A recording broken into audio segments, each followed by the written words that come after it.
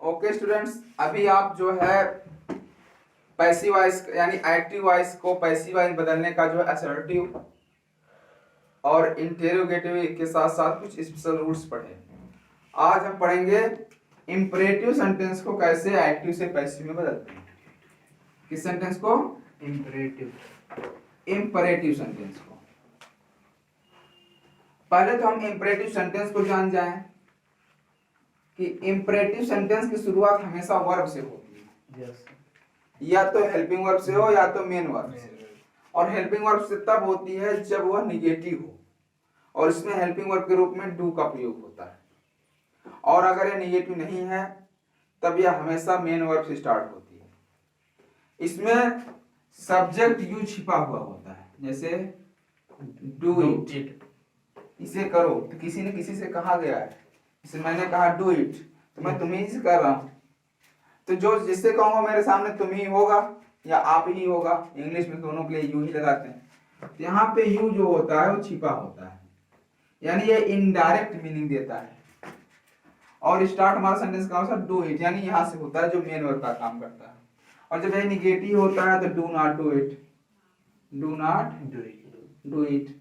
यहाँ do not helping verb के रूप में और डू के साथ नॉट लगा और मेन वर्ब। इस तरह से कह सकते हैं कि डू नॉट लगा तो ये जो है, अगर टेंस की बात करें कि इंपरेटिव कौन सा टेंस होता है तो हम डू नॉट को देख करके कह सकते हैं कि यह प्रेजेंट इंडेफिनिट का सिंपल सेंटेंस है, यानी प्रेजेंट का सिंपल सेंटेंस यानी इंडेफिनिट है। लेकिन इसका अर्थ कुछ क्लियर नहीं हो पाता इंडेफिनिट से रिलेट करने अगर कहें तो। हमें देखेंगे आज इन्हीं सेंटेंस को कैसे एक्टिव से पैसिव बनाएंगे। पहले तो ध्यान दीजिए, अगर एक्टिव वॉइस का वाक्य इंपरेटिव हो तो पैसिव वॉइस बनाते समय जो मेथड है उसको देख लेते हैं। लेट प्लस ऑब्जेक्ट को वहां जो ऑब्जेक्ट होगा उसको यहाँ पे लाके रख देंगे, सभी नहीं बनाते बल्कि ऑब्जेक्ट यहाँ पे लाकर रख देते हैं। उसके बाद बी का प्रयोग करते हैं। किसका प्रयोग? बी प्लस मेन वर्ब का थर्ड फॉर्म, क्योंकि आपको पहले दिन बता दिया गया था पैसिव वॉइस में वर्ब का हमेशा कौन सा फॉर्म रहता है? Third form. जैसे post this letter, post this, इस लेटर को पोस्ट कर दो, भेज दो। अब यहाँ पे क्या भेज दो? दिस लेटर, इस लेटर को। यह क्या हुआ? हमारा ऑब्जेक्ट हुआ। यह क्या हुआ? ऑब्जेक्ट। तो ऑब्जेक्ट का मतलब है कि पहले हम क्या लगाएंगे? लेटर, उसके बाद क्या रखेंगे? ऑब्जेक्ट। ऑब्जेक्ट क्या है? This letter. ऑब्जेक्ट क्या है? This letter. इसके बाद किसका प्रयोग करेंगे? बी। और फिर क्या है? पोस्ट, वर्ब है तो वर्ब का कौन सा फॉर्म लगेगा? Third form, posted. Let this letter be posted. यह आपका पैसिव वॉइस हुआ। ये तो क्लियर हुआ होगा। अब अगर इसी तरह से सेंटेंस आ जाते हैं तो आप उसको जो है लेट का प्रयोग करके बनाते हैं। अगर यही निगेटिव हो, क्या हो? निगेटिव हो, जैसे डोंट पोस्ट दिस लेटर। तो डोंट यानी चाहे इसको हम डू नॉट कहें, डो नॉट का शॉर्ट फॉर्म डोंट होता है। इसके लिए जो रूल लगता है वह है let plus object plus not plus be plus main verb का थर्ड फॉर्म। क्लियर हुए? तो क्या हुआ यहाँ पे?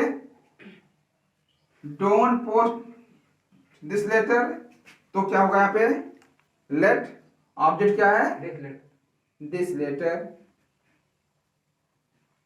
उसके बाद not be posted. Let this letter not be posted. Clear हुआ? Any confusion? नो। अच्छा, अगर आगे ध्यान दीजिएगा, अगर ऐसे ही वाक्य आ रहे हैं और अगर इनमें सलाह का, आदेश का या प्रार्थना का सेंस लग रहा है तो उनके लिए थोड़ा सा रूल अलग हो जाता है। अगर आप कंपटीशन की ग्रामर पढ़ते हैं तो पैसिव वॉइस बताता है कि उसमें आप वाक्य के सेंस के अकॉर्डिंग ऑर्डर, एडवाइस और जो है आप वहां पर रिक्वेस्ट का सेंस लगा सकते हैं। रिक्वेस्ट यानी you are ordered, you are advised, you are requested में बदल सकते हैं। लेकिन इसको भी यानी ऑर्डर, कब यू आर ऑर्डर लगेगा, कब यू आर ऑर्डर्ड आदेश के लिए नहीं लगेगा, यह भी ध्यान देते हैं। ध्यान दीजिएगा, हम अब थोड़ा सा मैटर चेंज करके चल रहे हैं कि कब हम you are ordered, you are requested या यू आर एडवाइज्ड का प्रयोग करेंगे। क्लियर हुआ? और नहीं तो आपका जो है इंपरेटिव सेंटेंस का रूल खत्म है। ठीक है, उसके बाद देखते हैं कि कब यू आर ऑर्डर का। आप लिखिए, यदि इंपरेटिव सेंटेंस आदेशात्मक हो, यानी उसमें आदेश की भाव आए, आदेश देने का भाव आए, तो इसमें दो नियम हैं। यदि इंपरेटिव सेंटेंस का सेंस आदेशात्मक हो और वाक्य में प्रयोग हुआ वर्ब, और वाक्य में प्रयोग हुआ वर्ब ट्रांजिटिव हो। देखिएगा, वर्ब क्या हो? ट्रांजिटिव हो और ऑर्डर्ड हो। क्या हो? ऑर्डर हो। तो इसमें क्या करते हैं? Object plus should plus be plus main verb का थर्ड फॉर्म। जैसे open the window, open the window. तो ये मान लीजिए अगर आदेशात्मक लग रहा है, बैठे हैं रूम में, पिताजी बोल दिए ओपन द विंडो, वो आदेश, सलाह नहीं। तो अगर ये आदेशात्मक लग रहा है, सेंस के अकॉर्डिंग है, तो ऐसे में क्या कि ओपन जो है आपका ट्रांजिटिव वर्ब है। और क्यों ट्रांजिटिव? क्योंकि इसके साथ विंडो लगा हुआ है, ऑब्जेक्ट मिल रहा है, तो ये ट्रांजिटिव है। इसमें क्या हो जाएगा? The window should be open, should be open। अच्छा, अगर वर्ब इंट्रांजिटिव हो, इंट्रांजिटिव हो और उसमें ऑर्डर का प्रयोग हुआ हो, जैसे गो away from here right now, तुरंत यहां से चले जाओ। ठीक है, गो away from here right now, from here right now, यहां से तुरंत चले जाओ, या तो यहां से अभी चले जाओ। तो यहां पे जाना जो गो है ट्रांजिटिव वर्ब नहीं है, तो ये इंट्रांजिटिव है। तो ऐसे में पैसिव वॉइस बनाने के लिए देखिएगा, इंट्रांजिटिव अगर पैसिव वॉइस, सॉरी इंट्रांजिटिव अगर अफर्मेटिव नहीं, क्या है इंपरेटिव, अगर इंट्रांजिटिव इंपरेटिव है तब जाकर के आपका पैसिव वॉइस बनेगा। अगर निगेटिव या इंट्रोगेटिव या अफर्मेटिव है, इसका पैसिव वॉइस नहीं बनेगा। तो ऐसे में क्या करेंगे? पैसिव वॉइस बनाने के लिए हम एक ट्रांजिटिव वर्ब को कैरी करेंगे, एक ट्रांजिटिव वर्ब क्या करेंगे, उसको हम लेंगे। तो ट्रांजिटिव वर्ब क्या हो जाएगा? You are ordered, you are ordered के बाद टू का प्रयोग। अगर आदेशात्मक है तो you are ordered plus to का प्रयोग। तो क्या होगा इसका passive voice? You are ordered to go away from here right now. Clear हुआ? अगर ये ट्रांजिटिव है तो शुड बी का, और इंट्रांजिटिव है तो यू आर ऑर्डर्ड का प्रयोग। लेकिन ध्यान दीजिएगा, किसी किसी ग्रामर में देखा गया है कि वो चाहे ट्रांजिटिव हो चाहे इंट्रांजिटिव हो, दोनों में आदेश के लिए यू आर ऑर्डर का प्रयोग कर देते हैं।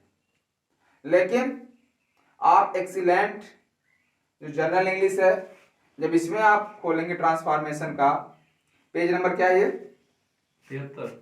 पेज नंबर 73 जनरल इंग्लिश का, तो उसमें आपको नोट करके दिया गया है कि इसमें शुड बी का भी प्रयोग कर सकते हैं। लेकिन इसका मतलब नहीं है कि यहाँ पे यू आर ऑर्डर का प्रयोग। हरिहंत की ग्रामर की किताब देखेंगे तो उसमें सीधे बताया गया है ट्रांसिटिव वर्ब के साथ शुड बी का प्रयोग ऑर्डर के लिए और इंट्रांसिटिव के साथ यू आर ऑर्डर का प्रयोग करेंगे। क्योंकि जब ट्रांसिटिव वर्ब ऑलरेडी यहाँ पे ऑब्जेक्ट मिल जा रहा है तो हमें अलग से किसी और वर्ब को या ऑब्जेक्ट को कैरी करने की कोई आवश्यकता नहीं। ठीक है, और अगर इंट्रांसिटिव बनाना है तो उसके लिए हमें ऑब्जेक्ट चाहिए या ऐसे वर्ब की जो है आवश्यकता होती है जो ऑब्जेक्ट कैरी करे, तो ऐसे में यू आर ऑर्डर का प्रयोग होता है। ये क्लियर हुआ? yes. अच्छा, आप लोग चाहे इसका प्रयोग कर सकते हैं और चाहे इसका, दोनों क्लियर है। ठीक है, आगे देखते हैं। यदि वाक्य में रिक्वेस्टेड यानी प्लीज का सेंस हो, प्लीज या काइंडली का प्रयोग हो, लिख लीजिए। यदि वाक्य में प्लीज या काइंडली का प्रयोग हुआ हो तो पैसिव वॉइस बनाते समय यू आर रिक्वेस्टेड टू का प्रयोग करते हैं। किसका? यू आर रिक्वेस्टेड टू का प्रयोग करते हैं। उसको देख लेते हैं। इसके पहले आप इसको नोट कर लीजिएगा अच्छे से। जैसे यू आर रिक्वेस्टेड टू, अगर एक्टिव वॉइस वाले वाक्यों में प्लीज या काइंडली का प्रयोग, किसका प्रयोग? प्लीज या काइंडली का प्रयोग हुआ हो तो ऐसे में पैसिव वॉइस बनाते समय इसके लिए you are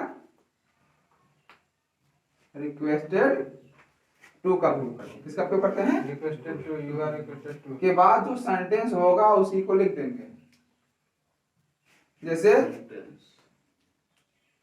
please help me, तो प्लीज हेल्प मी आया। अब यहाँ पे ट्रांजिटिव ट्रांजिटिव नहीं मतलब है, प्लीज तो आ गया। तो इसमें बाकी सेंटेंस में ट्रांजिटिव ट्रांजिटिव नहीं मतलब होता है। तो प्लीज यानी क्या हुआ? You are requested to help me. कोई कंफ्यूजन? अच्छा, अगर वाक्य में सलाह का सेंस हो, यू आर एडवाइज्ड टू, हाँ, अगर सलाह का सेंस हो तो ऐसे में अगर वहां पे एडवाइस का सेंस हो, सलाह का सेंस हो, तो क्या करते हैं? उसके लिए you are advised, you are advised का प्रयोग करते हैं और चाहे लेट का प्रयोग करते हैं, जो आपको पहला नियम बताया गया था। आप लेट का भी प्रयोग कर सकते हैं, यू आर एडवाइस का प्रयोग कर सकते हैं, लेकिन ये आपके सेंस पर है कि किसका उपयोग आपको ज्यादा अच्छा वहां पर लग रहा है। जैसे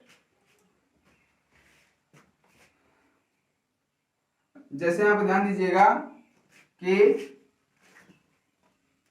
water the plant, water the plant, पौधों को पानी दो, वाटर द प्लांट, पौधों को पानी दो। तो इसमें क्या हुआ? यह सलाह है, तो ऐसे में क्या होगा? अब चाहे इसको इस तरह से कर दीजिए कि लेट का प्रयोग करके भी कर सकते हैं और यू आर एडवाइस का प्रयोग करके कर सकते हैं, लेकिन ज्यादा अच्छा यू आर एडवाइस का लग रहा है। तो इसमें क्या हो जाएगा? You are advised, you are advised to water the plant, water the plant, you are advised to water the plant. Clear हुआ? अच्छा, आगे आप देखते हैं जो आपके इस ग्रामर में नहीं है। अगर लेट का सेंटेंस हो, लेट मी गो, ठीक है, आप लोग नोट कर लीजिए। नोट हो गया। अगर लेट का यूज हो, यूज ऑफ लेट हो और पैसिव वॉइस बनाना है, ध्यान दीजिएगा कि लेट का हो, जैसे लेट मी गो, मुझे जाने दो। तो ये आपका अगर पैसिव वॉइस बनाना है तो इसमें क्या है? रिक्वेस्ट का सेंस आ रहा है। तो इसके लिए क्या करें? आपको आप तुरंत नरेशन का जो रूल आपका था, ही सेड, इसका क्या था नरेशन का? He said let me go. तो आप क्या लिखते थे? He requested to let him go. Person change, लेकिन पैसिव वॉइस में पर्सन चेंज का प्रयोग नहीं होगा। तो हुआ क्या? He requested to let him go. तो इसमें पैसिव वॉइस में पर्सन चेंज नहीं होना